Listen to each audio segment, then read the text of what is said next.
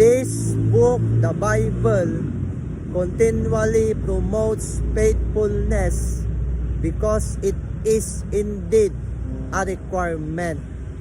As Apostle Paul said in 1 Corinthians 4, it is required for a man or woman to be found faithful. Meaning, faithfulness is not optional but essential. It is required if you want to hear the rewarding words of God someday in heaven.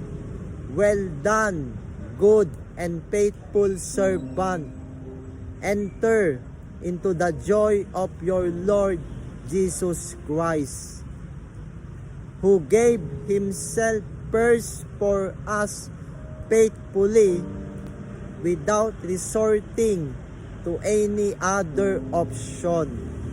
He didn't give some, He didn't give most. He gave everything required, no matter the cost, just to save us and set an example for everyone of how to be a faithful steward.